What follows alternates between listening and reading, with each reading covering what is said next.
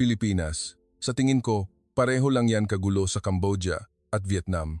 Ang pangungusap na ito ay lumabas sa bibig ko habang nasa eroplano, puno ng pagod ang puso. Kaming tatlo ako, Lotte at Noo, ay mga estudyanteng Olandes na nagplano ng isang pangarap na graduation trip sa Timog Silangang Asya. Ngunit ang katotohanan sa Cambodia at Vietnam ay puno ng usok mula sa magulong takbo ng mga sasakyan, presyong pangdayuhan lamang at mga tingin na sa estranghero ay parang biktima, hindi kaibigan. Nang nagsimulang lumapag ang eroplano sa Maynila, hindi kami nasasabik. Isa lang ang paulit-ulit na nasa isip, magtiis na lang ng 3 araw at pagkatapos uwi na sa Europa. Hindi namin alam na ang bansang hinatulan namin nang walang katarungan ay magtuturo sa amin ng aral na magpapabago sa pananaw namin sa mga tao habang buhay. 3 araw bago lumapag ang eroplano sa Maynila, hindi kami nasa himpapawid ng Pilipinas, kundi nagpapagulong-gulong pa sa maalikabok na kalsada ng Siem Reap. Ang ingay ng makina ng tricycle ay nakikipag-agawan sa busina ng mga truck. Tuloy-tuloy ang pagbuga ng maitim na usok. Ako ay nakasiksik kina Lotte at Noo sa makipot na upuan. Ang kabilang kamay ay nakatakip sa bibig at ilong. Amoy langis, amoy mainit na lupa at may kakaibang amoy na hindi namin maipaliwanag. Huwag kang mag-alala, bukas makikita na natin ang tunay na Angkor Wat. Pilit ng ngiti ni Lotte, sinusuportahan kaming tatlo. Nakita na namin ang Angkor Wat sa mga aklat ng kasaysayan. Iniisip ang isang umaga na may manipis na ulap na lumulutang sa ibabaw ng mga gintong batong templo at ang araw ay dahan-dahang gumagapang sa mga balkonahe at inukit na haligi. Ito ang dahilan kung bakit kami nagpunta sa Cambodia. Kinaumagahan, gumising kami bago pa sumikat ang araw, sumakay sa parehong tricycle papuntang Angkor Wat. Malakas ang hangin sa mukha na kahit paano ay nakatago sa amoy usok. Nang huminto ang sasakyan, nakita namin ang mahabang pader na bato, ang mga detalyadong ukit sa haligi na parang isang panaginip. Ngunit sa sandaling tumapak ang aming mga paa sa lupa, ang panaginip ay napalibutan ng mga sigaw. Miss, buy postcard. Miss, mango shake. Buy postcard, miss. Pinalibutan kami ng mga nagtitinda. Maliliit na kamay ang humihila sa aming braso at bag. Mga mukha na puno ng pawis at pag-asa na makabenta kahit isa. Naiintindihan namin na kailangan nilang kumita, ngunit ang bawat hakbang ay parang pagdaan sa pader ng pangungumbinsi. Ang kagandahan ng mga sinaunang bato ay nababalutan ng kaguluhan na hindi namin sanay. Nang pumasok kami sa loob, naging mas tahimik, ngunit sa mga sulok ay may nakatagong mga lumang bote ng tubig, mga plastic bag na nakasabit sa mga ugat ng puno. Tumingin ako sa matayog na templo at yumuko, nakita ang basura sa ilalim ng aking paa. Kaya naghalo ang pakiramdam, paghanga at panghihinayang. Pabalik, naghihintay ang parehong tricycle. Ngumiti ang driver, ngunit nang sinabi namin ang aming destinasyon, doble ang presyo na hiningi niya kumpara sa aming pamasahe kaninang umaga. Hindi naman iyan ang presyo kaninang umaga, di ba? Magalang na tanong ni Noo. Tumawa lang siya at maikli itong sinagot. Magkaiba ang presyo sa umaga at ngayon. Dapat maintindihan yan ng mga turista. Nagtinginan kami. Walang saysay ang makipagtalo, kaya nagbayad kami kahit mapait ang loob. Nang gabing iyon, sa isang maliit na hostel, dahan-dahang umiikot ang bentilador sa kisame at madilim ang dilaw na ilaw. Nakaupo kami sa paligid ng bunk bed. Naririnig ang ingay ng motorsiklo mula sa labas ng kalye. Baka mali lang ang pinili nating araw o mali ang tingin natin. Bulong ni Lotte. O baka masyado lang tayong mataas mag-expect, sagot ko kahit hindi ako sigurado. Tahimik si Noo nang matagal bago dahan-dahang magsalita. Alam namin na mahirap ang sitwasyon sa bansa nila, pero nakakapagod talaga. Yung pakiramdam na tingin lang sa amin ay parang naglalakad na wallet. Kinaumagahan, nagpasya kaming maglakad sa isang lokal na palengke, umaasang maramdaman ang tunay na buhay ng mga tao sa halip na tanging mga sinaunang lugar. Ang palengke ay puno ng kulay, kakaibang prutas na nakasalansan na parang bundok, sariwang karne na nakasabit. Ang amoy ng mga pampalasa na hinaluan ng amoy ng dugo at amoy kanal ay nagpilit sa akin na magpigil hininga. Makipot ang daanan kaya kailangan naming makipagsiksikan sa mga estranghero sa bawat hakbang. Sinubukan namin ang isang lokal na pagkain sa tindahan na sa tingin namin ay pinakamaraming tao. Kumukulo ang sabaw sa uling, mukhang pinakatotoo. Ngunit pagkatapos ng ilang oras, nagsimulang kumirot ang tiyan ko at kailangan kong magmadaling maghanap ng banyo. Ang kahihiyan at sakit ay nagpaguho sa romansa ng kumain tulad ng locals sa loob lang ng isang hapon. Noong hapon, lumabas kami muli sa hostel. Isang maliit na batang lalaki ang lumapit sa amin, may hawak na tumpok ng mga postcard. "Please, sister, buy one," sabi niya sa Ingles na may accent. Tiningnan ko ang kanyang mga mata at lumambot ang puso ko. Kukunin ko na sana ang pera para bumili, ngunit biglang tumakbo ang 2003 pang bata, inabot ang mga brochure at dahon, pilit na nagsasalita ng sabay-sabay, nag-aalok. Ang amoy ng pawis, ang init, at ang mga tingin mula sa mga matatanda na hindi kalayuan, na nakatitig na para bang sinusukat kung hanggang kailan kami bibigay, ay nagpahirap sa paghinga ko. Ibinigay ko ang isang papel na pera sa bata nang hindi man lang pumipili ng postcard at dali-dali kaming lumabas sa grupo. Tinutulungan ba namin siya o pinapalaki lang namin ang pagiging depende niya sa ganitong pagtitinda? Ang tanong na ito ay lumabas sa isip ko nang hindi sinasadya at nagpadama sa akin ng mas matinding pagkakasala. 3 araw sa Cambodia ang dumaan ng mabagal ngunit mabigat. Sa bawat gabi, bumabalik kami sa aming tinutuluyan na may damit na puno ng pawis, sapatos na maalikabok at puso na parang kinukudkod ng paunti-unti. Alam namin na lahat ay nagpupumilit mabuhay, ngunit ang pagiging estranghero na kailangang magbantay laban sa pabago-bagong presyo at tingin na nakikita kami bilang oportunidad sa pera ay dahan-dahang nagsara sa aming puso. Sa huling gabi bago ang aming lipad patungong Vietnam, nakahiga si Noo at tumingin sa kisame, dahan-dahang nagsalita. "Kung ganito dito, mag-iiba kaya sa susunod?"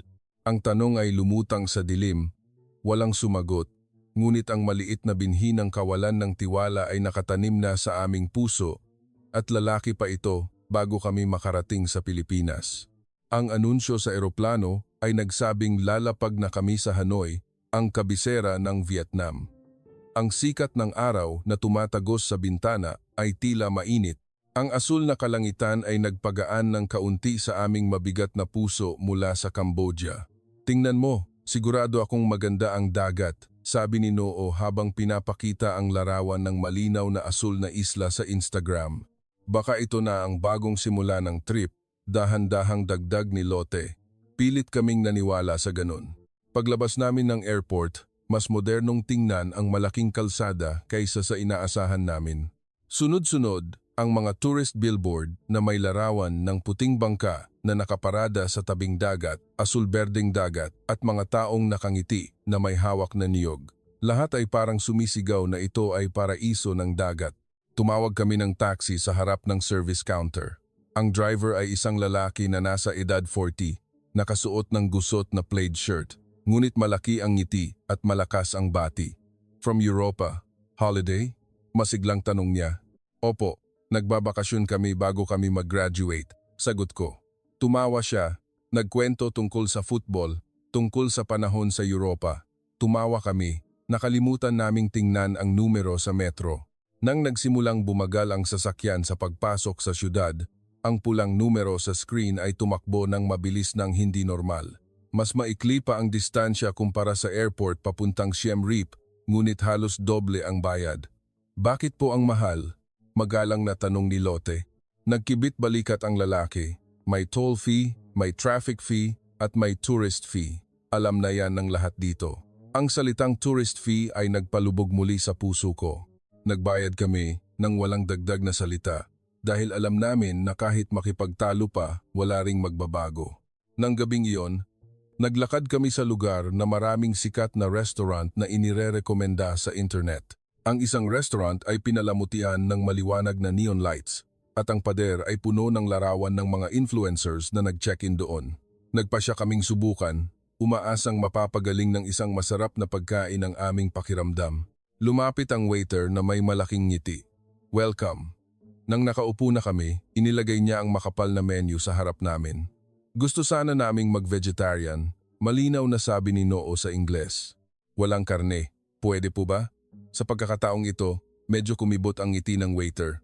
Tumawa siya at sumagot. Nasa Vietnam ka, di ba? Hindi mo ba susubukan ang sikat na pho o banh mi?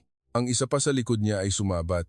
Oo nga, kung hindi ka kakain ng karne, bakit ka pa pumunta rito? Tumawa sila ng mahina, na parang may sinabi kaming nakakatawa at mali sa lugar. Dali-dali kong ipinaliwanag na pinili namin ang vegetarian dahil sa kalusugan at personal na paniniwala, hindi ito paglapastangan sa lokal na pagkain. Ngunit hindi nagbago ang kanilang expression. Okay, pero sabihin ko na sa inyo, ang special menu ngayon ay walang-walang karne. Kung gusto mong kumain, kailangan mong maging open-minded. Ang salitang kailangan mong ay nagpadama sa akin na parang tinuturuan kami, hindi ina-welcome. Nang nagpasya kaming umalis nang hindi man lang nag-order ng seryoso, lumapit ang isa pang waiter at naglagay ng bill sa mesa. Cover charge, maikli niyang sabi. Pero wala pa kaming kinakain. Umupo lang kami at tumingin sa menu, pilit na paliwanag ni Lotte. Umupo kayo. Ginamit nyo ang oras namin, ginamit nyo ang lamesa namin, serbisyo iyan. Ang tono ay hindi lang para sa amin, kundi malamig na ramdam namin. Nang lumabas kami sa restaurant, parang pinisil ang puso ko. Tahimik na nanguna si Noo, bago biglang huminto. Nagsimulang tumulo ang luha ng walang pahintulot.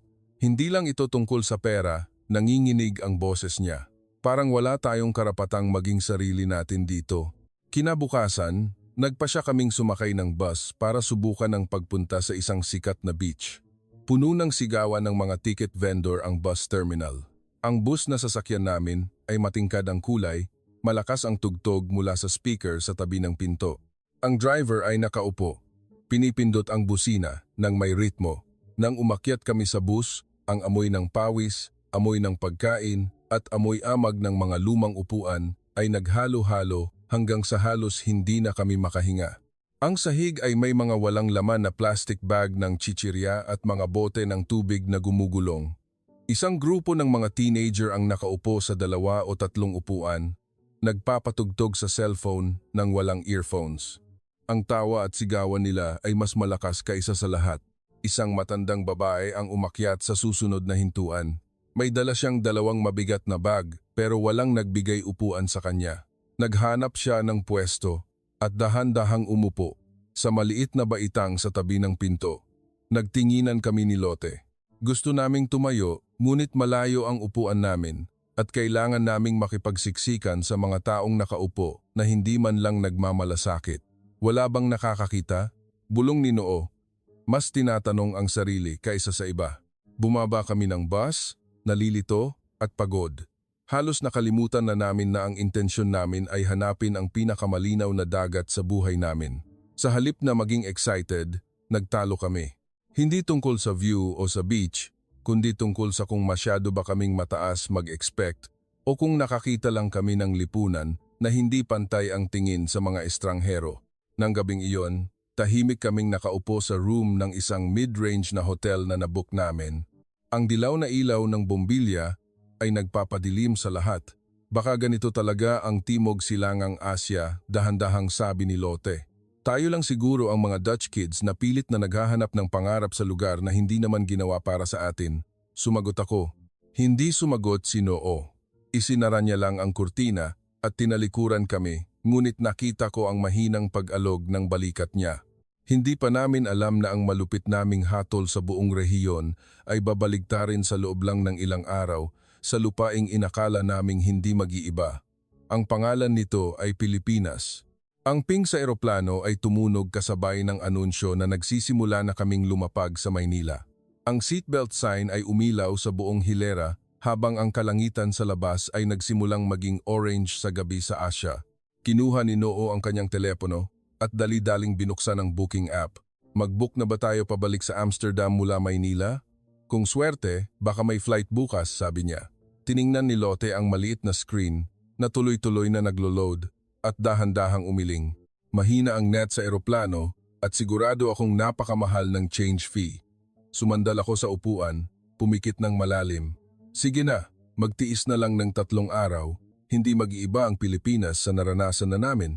Ang pangungusap na ito ay lumabas kasabay ng isang mahabang buntong hininga, parang isang hatol sa buong bansa mula sa isang taong hindi pa nakakatapak sa lupa nito. Lumapag ang eroplano ng mas malambot kaysa sa inaasahan. Sinundan namin ang ibang pasahero sa mahabang jet bridge.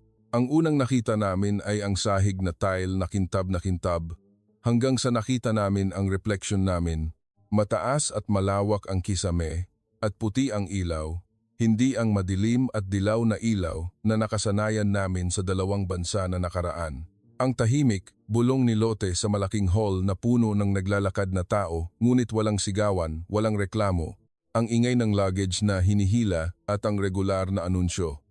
Ang linya sa immigration ay mahaba na parang ilog, ngunit ang lahat ay nakatayo ng maayos, may malinaw na tape na humaharang. Walang sumusubok sumingit, walang nanunulak. Halos hindi kami nakarinig ng umiiyak na bata o nagrereklamo. Ang immigration officer ay tumingin sa amin sa ibabaw ng kanyang salamin, ngumiti ng bahagya at nagmano ng kaunti, mabuhay, maligayang pagdating po. Ang boses sa Ingles na may Filipino accent ay biglang nagpagaan sa kaba namin nang hindi namin inaasahan. Pagkatapos makuha ang bagahe, nagpasya kaming pumasok muna sa banyo bago pumunta sa syudad. Ang mabigat na pinto ay itinulak. Sa loob ay may malalaking salamin na nakahanay, maliwanag at malinis, walang mantsa ng tubig, walang tissue na nakakalat sa sahig. May mahinang amoy ng disinfectant sa halip na ang amoy na nakasanayan namin. Ang cleaner, na nakasuot ng unipormeng mapusyaw na kulay, ay nakatayo sa isang sulok. Hindi siya nakatitig sa amin, hindi siya nagmamadali. Ngumiti lang siya ng kaunti at yumuko, nagpatuloy sa pagpupunas ng counter na parabang sinasabi na malinis ang silid dahil dapat itong maging malinis, hindi dahil may nag-utos. Tumayo ako at tumingin sa sarili ko sa salamin ng matagal. Bigla kong naisip ang sinabi ko sa eroplano, hindi mag-iiba ang Pilipinas. Ngayon, pakiramdam ko ay masyadong mahina at masyadong bastos ang sinabi kong iyon. Paglabas namin sa arrival hall, dumiretso kami sa tourist information counter. Ang sign sa Ingles ay malinaw, information. Isang babae ang nakatayo sa likod ng counter, maayos ang buhok, nakasuot ng navy blue suit. Pwede po ba kaming magtanong, paano po kami makakarating sa area ng BGC? Tanong ko. Tumingin siya, ngumiti ng natural, bago nagmano ng kaunti. Sa BGC po ba? Pwede po tayong sumakay ng P2P bus o mag-grab, tapos sumakay ng BGC bus sa loob ng city. Iyan po. Idodrawing ko ang mapa para sa inyo. Kumuha siya ng papel, iginuhit ang ruta ng paisa-isa, inikutan ng istasyon na kailangang bababaan, nagpalit ng kulay ng ballpen sa transfer point, at isinulat ang numero ng istasyon sa madaling basahin na sulat kamay. Kung natatakot po kayong mawala, tandaan niyo lang ang salitang ito, pwede po bang tumulong? Ang karamihan sa mga Pilipino ay masaya pong tumulong, sabi niya habang tumatawa ng mahina. Ang salitang masaya pong tumulong ay nagpadiin sa pagkuyom ng aking kamay na para bang gusto ng puso kong maniwala ngunit takot pa ring mabigo muli. Nang makarating kami sa istasyon, malapit sa maliit na hotel sa BGC area, dinala namin ang aming bagahe sa isang kalye na puno ng mabangong amoy ng pagkain mula sa mga food cart, mainit na ilaw mula sa maliliit na coffee shop, at mahinang tawanan ng mga lokal. Huminto kami sa harap ng kahoy at salamin na pinto. Ang sign ay nagsasabing boutique hostel. Pagbukas ng pinto, isang lalaki na nasa 30s, nakasuot ng light-colored shirt, ang dali-daling lumapit. Malaki ang ngiti niya, ngunit malambot ang tingin. Magandang gabi po, welcome po. Nagmano siya ng kaunti bago kinuha ang aming bagahe. Habang nag-check-in, huminto siya, tumingin sa amin, at nagtanong, maaari po bang magtanong? Mayroon po bang isa sa inyong tatlo na vegetarian o hindi kumakain ng ilang uri ng karne? Para pumaayos namin ang almusal bukas. Tumahimik kami sandali na parang huminto ang oras sa lobby. Ang mahinang ingay ng aircon ay naririnig habang bumalik sa isip namin ang alaala ng restaurant sa Vietnam. Kaming lahat po, mahinang sagot ni Noo. Tumango ang lalaki na para bang ang sagot na ito ay pinakanormal na bagay sa mundo. Magaling. Maraming vegan at vegetarian na kainan dito sa paligid. Mamaya, bibigyan ko kayo ng mapa. At bukas po, may vegetarian corner ang hostel. Kumain po kayo ng komportable. Huwag po kayong mag-alala. Ang salitang, huwag po kayong mag-alala sa Ingles na may Filipino accent ay biglang nagpainit sa aking tenga. Ang luha na pinigilan ko simula pa sa Cambodia at Vietnam ay parang gusto nang lumabas. Nagkunwari si Lotte na tumatawa. Maraming salamat po. Hindi po kasi kami sanay na may nagtatanong sa amin ng ganito bago pa. Ngumiti siya at sumagot, magkakaiba po ang gusto ng bawat tao. Pero trabaho po namin na gawin ang lahat para maging comfortable kayo. Nang gabing iyon, sa maliit na kwarto na may malinis na kama at tahimik na aircon, nakahiga ako at nakatingin sa puting kisame. Naalala ko ang unang araw sa Cambodia. Naalala ko ang gabi na umiiyak si Noo sa harap ng restaurant sa Vietnam. Pagkatapos, tumingin ako sa dalawang kaibigan na mahimbing na natutulog sa tabi ko. Hindi namin alam kung ano ang magiging Maynila bukas, ngunit may isang bagay na nagbago na. Hindi lang ang sahig ng airport na mas malinis kaysa sa inakala, hindi lang ang banyo na walang amoy, kundi ang maliit na pakiramdam sa puso na bumubulong. Baka nga masyado kaming nagmadali sa paghatol sa Pilipinas. Unang umaga sa Maynila. Ang sikat ng araw ay tumagos sa manipis na kurtina sa kwarto. Sina Eva at Lotte ay nakahiga pa sa bunk bed. Ako naman, nagising ng maaga. Ang ingay ng sasakyan sa labas ay kakaibang mahina. Hindi magulo, tulad ng inaakala namin. Nang bumaba kami, amoy ng kape at bagong lutong tinapay ang sumalubong. Ang parehong may-ari ng hostel ay nag-aayos ng breakfast corner. Magandang umaga po. Nakatulog po ba kayo ng maayos kagabi? Tanong niya na may maliit na ngiti. May prutas, tinapay, jam, at sa isang sulok ay may sign na nakasulat, Vegetarian Corner. Maliit ngunit malinaw. May tokwa, blanched vegetables, at congee na vegan. Sabi niyo po kahapon ay vegetarian kayo, tama po ba? Kaya dinagdagan ko po ng corner na ito. Kung may gusto pa po kayong iba, sabihin niyo lang po. Ang simpleng pangungusap na iyon ay nagpalamon sa akin ng mas malakas kaysa sa normal. Hindi ito malaki, ngunit sa mata ng isang taong nakaramdam na mahirap maging sarili lang, ang maliit na corner na ito ay parang unang safe space ng aming trip. Habang kumakain, kumuha ng mapa ang may-ari ng hostel at iginuhit ang ruta papuntang LRT, MRT. Mula BGC, papuntang Makati, hindi po mahirap. Maglakad lang po kayo sa corner ng kalye, sumakay ng bus o e-jeep papuntang istasyon. Kung gusto po ninyong pumunta sa simbahan, may maliit at tahimik din po dito sa paligid, hindi masyadong maraming turista. Pagkatapos ng almusal, lumabas kami sa hostel, naglakad sa maliit na eskinita. Sunod-sunod ang mga food cart na nagbebenta ng pandesal, kape at lugaw. Ang amoy ay bumangga sa ilong namin. Ang mga Pilipinong nakasuot ng office attire ay nakapila ng maayos, bumibili ng almusal. Walang sumisingit, walang sigawan ng mga nagtitinda na nakikipag-agawan. Lahat ay tila abala ngunit hindi magulo. Ang sidewalk ay hindi perpekto sa lahat ng bahagi, ngunit walang malalaking salansan ng basura, walang nakabarang kanal tulad ng nakita namin. Naglakad kami ng tahimik, ngunit ang aming puso ay dahan-dahang lumabas sa defensive mode. Nang makita namin ang sign ng LRT, MRT sa harap namin, kaming tatlo ay huminto at tumingin sa escalator. Tingnan mo, parang sa video review, sabi ni Lotte bago kami tumawa ng mahina sa aming sarili. Dahil minsan inakala namin na ang lahat ng video review ay masyadong pinaganda.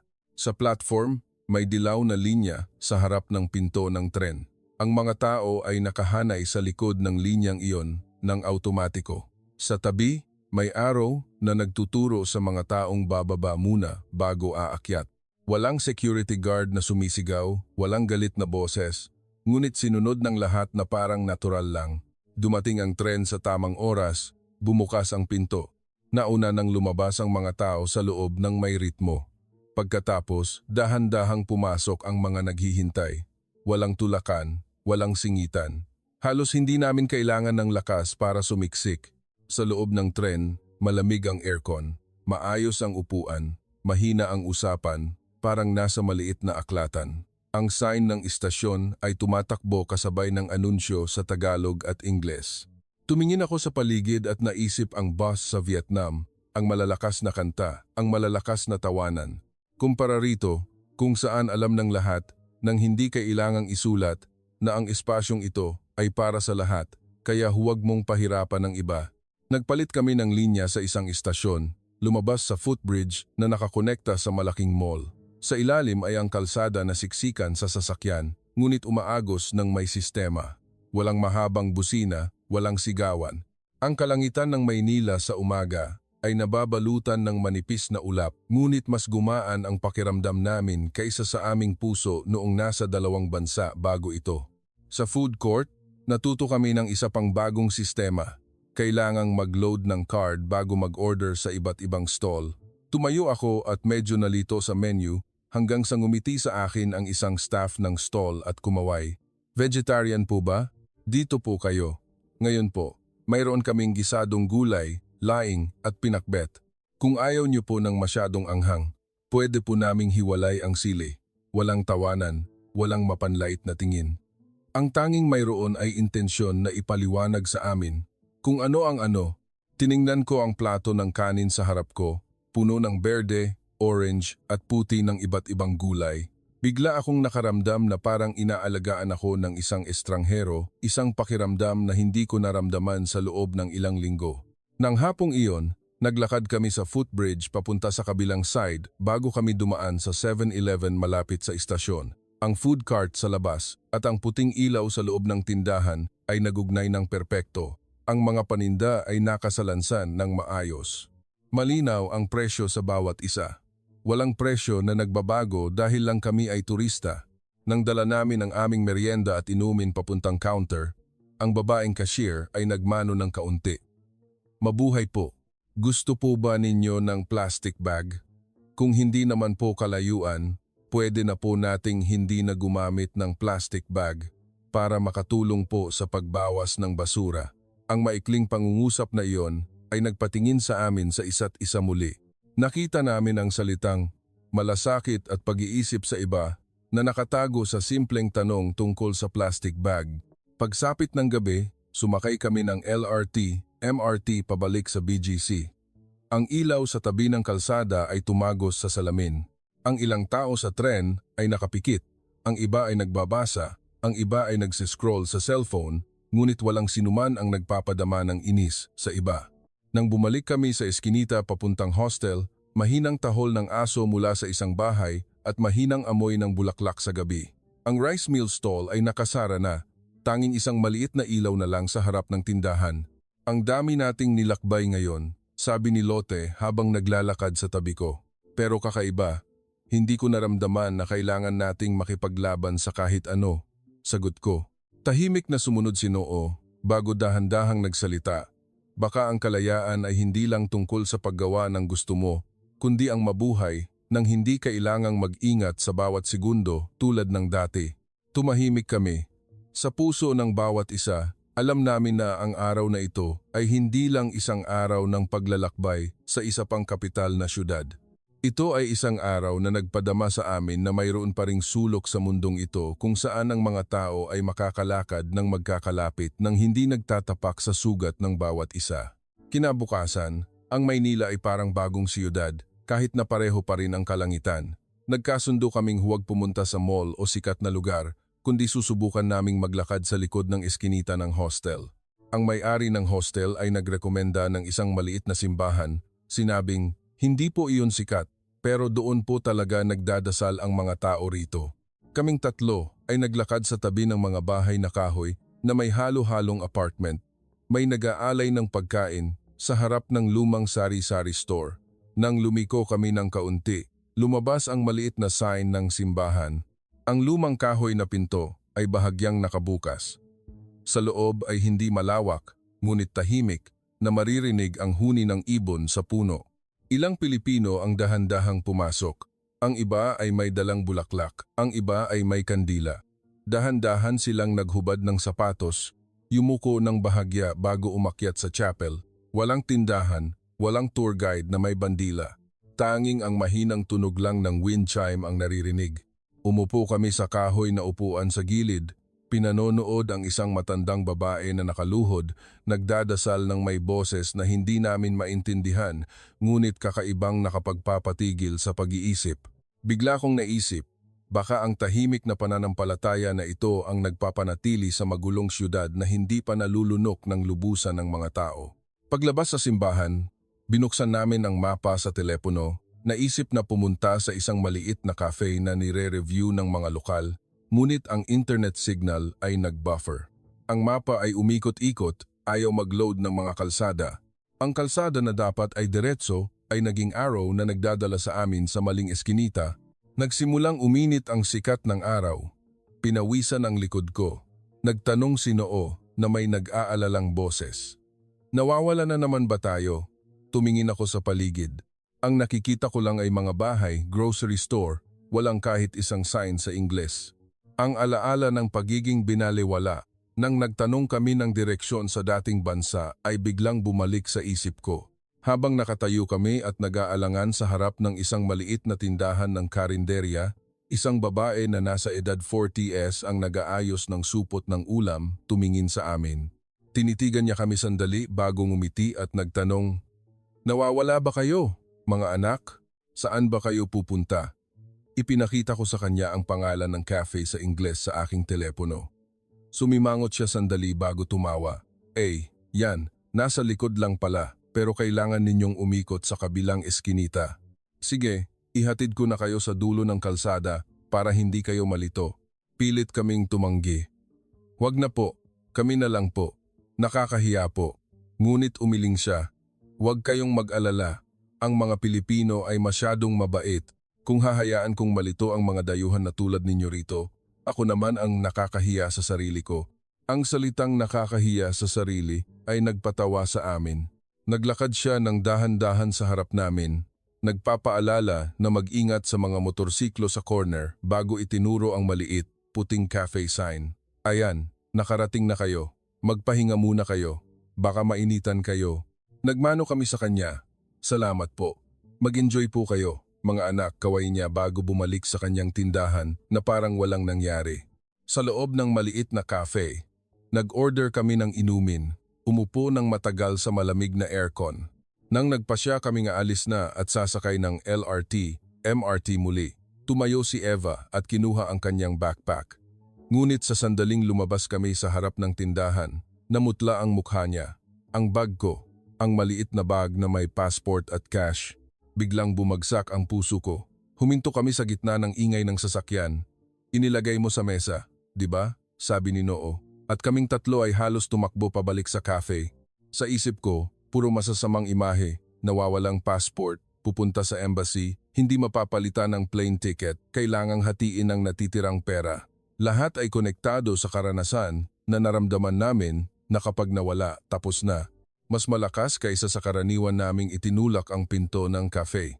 Ang parehong babaeng staff ay lumingon ng may pagkabigla bago ngumiti ng nakahinga ng maluwag. "Ang itim na bag po ba?" Iningatan po namin. Kinuha niya ang maliit na bag mula sa likod ng counter at inilagay sa mesa sa harap namin.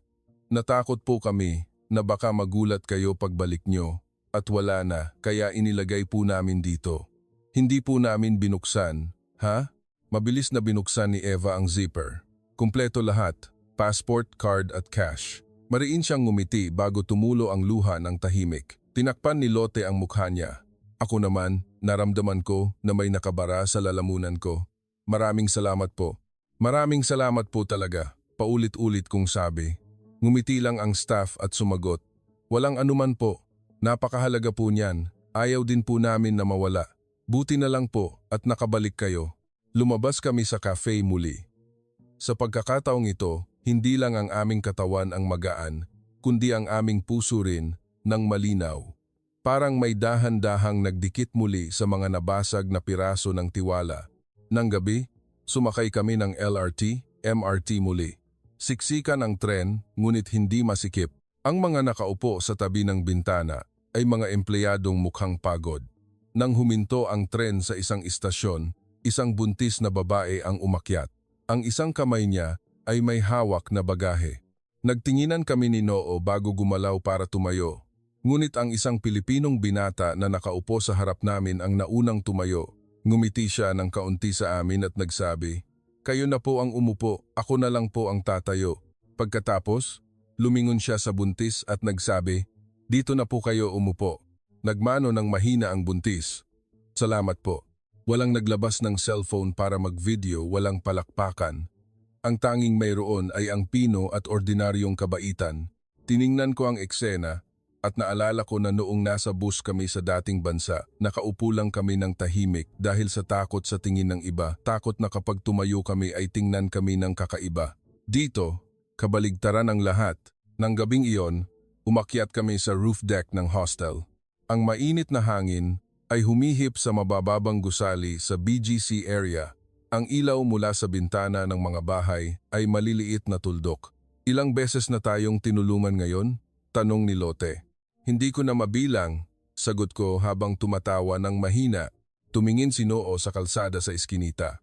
Ang kakaiba, ngayon hindi ko na malayan na dinadampot ko na rin pala ang maliliit na basura sa sidewalk at inilalagay sa basurahan. Tumahimik kami sandali. Bago dahan-dahang nagsalita si Eva, baka hindi lang tayo ang nakakakita ng kabaitan ng mga Pilipino, kundi dahan-dahan tayong binabago ng kabaitan nila. At sa katahimikan sa roof deck ng gabing iyon, alam namin na ang bansang hinatulan namin sa eroplano ay dahan-dahang nagsusulat ng bagong kwento sa aming puso nang hindi kailangan ng mahabang paliwanag. Isang umaga bago ang araw ng aming pagbalik sa Europa, nakaupo kami sa maliit na dining area ng hostel. Ang mapa ng Pilipinas ay nakalatag sa mesa. Dahan-dahang iginuhit ni Eva ang daliri niya mula Maynila pataas. Subukan kaya nating lumabas ng syudad? Kahit isang araw lang, okay na rin, sabi niya. Narinig ito ng may-ari ng hostel. Ngumiti siya at itinuro ang isang maliit na tuldok sa mapa. Kung gusto ninyo ng kasaysayan at sariwang hangin, inirerekomenda ko po ang Tagaytay. Hindi po kalayuan sumakay ng bus. Makikita ninyo ang lumang bayan at ang tunay na buhay ng mga tao. Wala pang isang oras, nakatayo na kami sa bus terminal. Lumang gusali, mataas na kisame. Ang ingay ng busina ng bus ay humahalo sa ingay ng bagaheng hinihila sa sahig. Bumili kami ng third-class ticket na napakamura kaya kinailangan naming magtanong ng paulit-ulit. Tama po ba yan, ang presyo? Ngumiti lang ang staff at sumagot, opo, tama po. Ordinaryong pamasahe, pero maganda ang view. Sa bus, ang karamihan sa mga Pilipino ay nakaupo ng komportable. Ang iba ay mahina ang usapan, ang iba ay natutulog gamit ang bag bilang unan. Ang hangin mula sa bukas na bintana ay humihip, nagpapalamig sa pawis sa likod ng aming leeg. Isang pamilya ang nakaupo sa harap namin.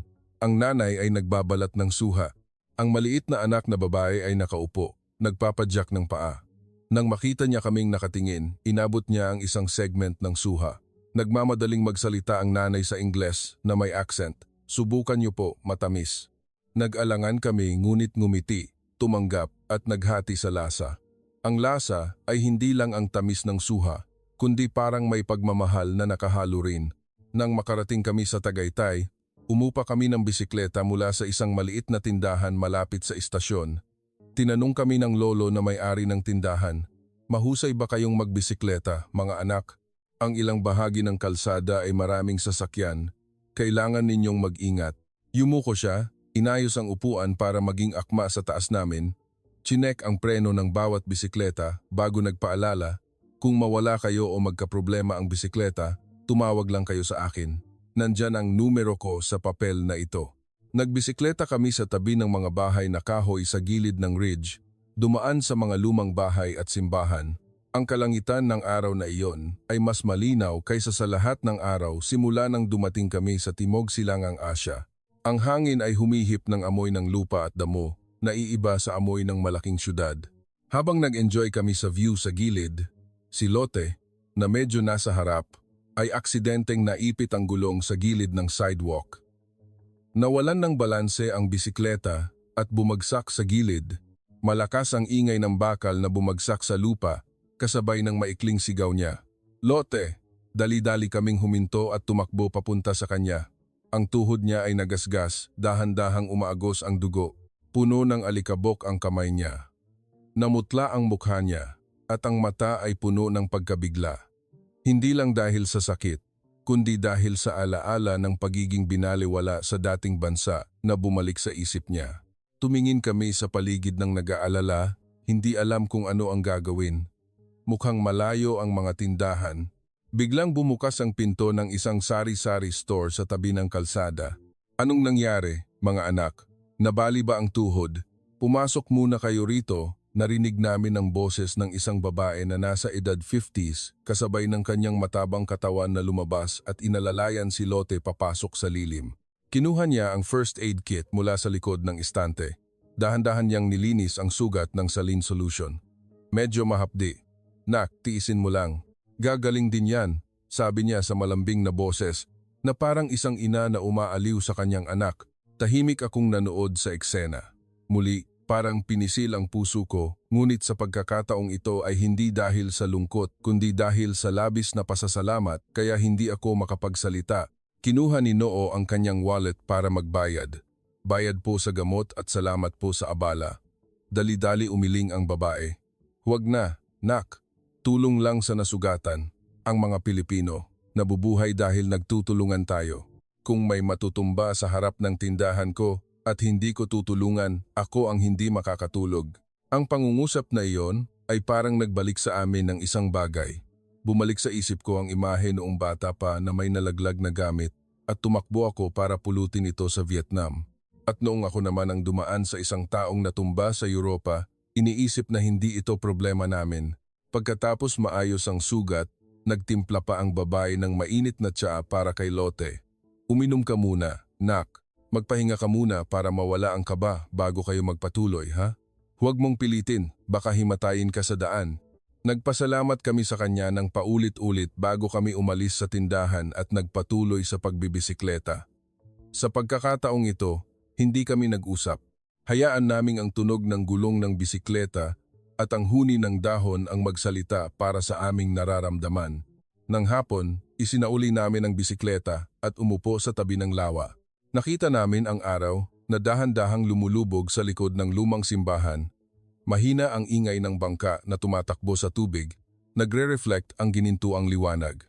Hindi ko akalain na ang taong nagsabing, ang Pilipinas ay pareho lang kagulo, sa iba ay nakaupo ngayon dito, dahil lang may Pilipinong gumamot ng sugat, mahinang sabi ni Eva habang nakatingin sa tuhod ni Lotte na may bandage. Bumuntong hininga ng malalim si Noo. Hindi lang ito tungkol sa malinis na syudad o magandang sistema. Ito ay ang pakiramdam na kung matumba tayo rito, may tatakbo para magtanong, masakit ba, nak? Hindi ang umasta na parang walang nakita. Pabalik sa Maynila, sa parehong bus, nakaupo kami ng magkakalapit. Ngunit sa pagkakataong ito ay hindi kami nagse-scroll sa telepono o natutulog. Kinuha namin ang maliit na notebook at isinulat isa-isa kung ano ang dapat naming ikwento sa mga tao sa bahay. Isinulat ko ang unang pangungusap. Ang Pilipinas ay hindi isang syudad sa postcard at hindi rin ito ang stereotype na nakikita sa balita. Kundi ito ang kamay ng tita na dali-daling umalalay sa amin nang matumba kami. Ito ang boses ng, huwag po kayong mag-alala na nagpadama sa amin na mahalaga pa rin kami sa mata ng isang estranghero. Nagdagdag si Lotte sa ibaba. At kung may magsasabing ang Pilipinas ay isa lang magulong bansa isang araw, kailangan kong ikwento sa kanila na maraming ordinaryong tao doon ang nagpanumbalik sa tiwala ng 3 Olandes na halos nawalan na ng pananampalataya sa mga tao. Gumagalaw ang bus papasok sa Maynila sa gabi. Ang ilaw sa matataas na gusali ay dahan-dahang lumabas isa-isa. Baka ito ay liwanag lang ng isang kapital na syudad para sa iba, ngunit para sa amin, ang mga ilaw na iyon ay isang tahimik na babala. Huwag mong hahatulan ang isang buong bansa base sa mga kwento na hindi mo pa nakikita ng sarili mong mga mata. Nang bumalik kami sa Netherlands, kulay abo ang kalangitan na nakasanayan namin. Mas malakas ang malamig na hangin kaysa sa Maynila, ngunit sa isip ko ay may overlay ng kabilang panig ng mundo. Ang liwanag mula sa LRT, MRT, ang mahinang mabuhay po sa 7-Eleven at ang ngiti ng tita na gumamot sa sugat ni Lotte. Ang aming pang-araw-araw na buhay ay dahan-dahang nagbago nang hindi namin namamalayan. Sa pila sa coffee shop, hindi na kami sumisingit, hindi na kami bumubuntong hininga sa katabi tulad ng dati. Sa tren sa bahay, kung may matandang umakyat, mas madali na kaming tumayo nang hindi naghihintay na may tumingin o pumuri. Si Noo mismo ay nagsimula na ring mamulot ng maliliit na basura na nakikita niya sa campus at inilalagay sa basurahan. Sabi niya, kung kaya ng mga Pilipino nang hindi nagrereklamo, kaya rin namin. Maraming kaibigan ang nagtanong, kamusta ang Pilipinas? Magulo ba? Delikado ba? Nagtinginan kami at ngumiti bago sumagot. Kung ang hanap mo lang ay kaguluhan, yun lang ang makikita mo. Pero kung magiging open-minded ka at titingnan mong mabuti ang mga tao, makikita mo ang bansang nagturo sa iyo na magmalasakit hanggang sa mas mahalin mo pa ang sarili mong bayan. Ang Pilipinas ay nagturo sa amin na ang kalayaan ay hindi ang paggawa ng kahit anong gusto mo, kundi ang mabuhay sa isang syudad kung saan ang mga tao ay hindi sinasaktan ang isa't isa dahil sa pagiging makasarili. Nagturo ito sa amin na pahalagahan ang mga simpleng salita tulad ng walang anuman, ako na lang ang tutulong. At kung gusto ninyo pang makinig ng mga kwento na tulad nito kwento tungkol sa bansang akala ng marami ay mali, ngunit puno ng malambot na puso, huwag niyo pong kalimutang i-follow ang aming channel. Mag-like, mag-comment, at magbago ng pananaw, at baka matuklasan ninyo na may magandang sulok pa pala sa mundong ito na naghihintay na makita natin ang sarili nating mga mata, higit pa sa sinasabi ng balita.